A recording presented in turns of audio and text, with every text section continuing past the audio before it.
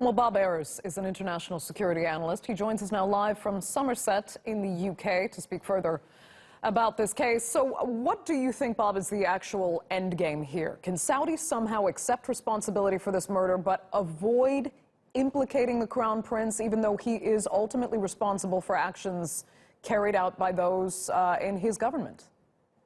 No, I don't think that's a realistic scenario. I think the Saudis are going to be confronted with a choice, and that is either suffer some serious damage in terms of relations with the United States, or find a place to take the Crown Prince and move him out of the line of succession, make him a minister to the ambassador to the United Nations or something like that.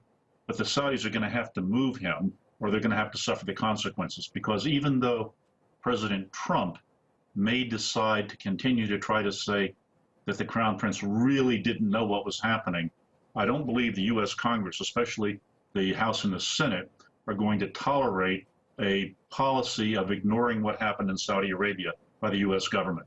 Why then do you think Trump has been so fixated on protecting Mohammed bin Salman? I mean, Saudi has always been an ally of the United States, and anyone who replaces MBS will also be an ally from within the royal family. So why have they been so stubborn about trying to avoid any implication of MBS here?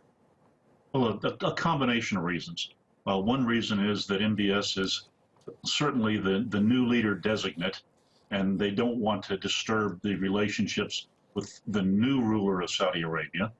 And there's another factor that is perhaps not as important to us, but it's very important to President Trump, and that is President Trump met the man, and he thinks the man likes him, and the man flattered him, and President Trump is going to stand up and defend his friends until it becomes untenable to do so.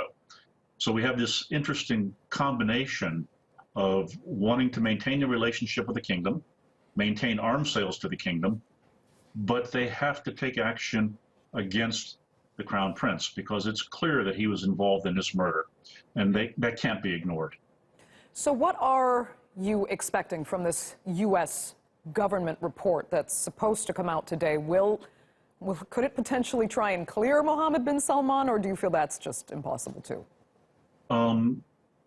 We're talking different reports now. There's the CIA report, which is going to be factually accurate, and there's any report that is released by the White House, which will be a political report. Those are not necessarily the same thing. The report that was written up by the CIA, assuming the CIA follows their normal protocols, which is to provide unbiased, factual information to the decision maker, the CIA report said the Crown Prince was involved. Now, Trump is going to read that and then issue a report on his own, which is going to be basically a political report.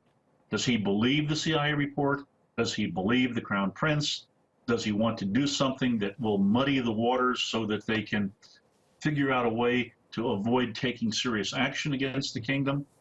When we see this report issued by the administration, we have to be very careful and reflect that it is a political report, not an intelligence report. And those are two very different things. Okay, Bob Ayers joining us there from Somerset in the UK. Thanks so much for that.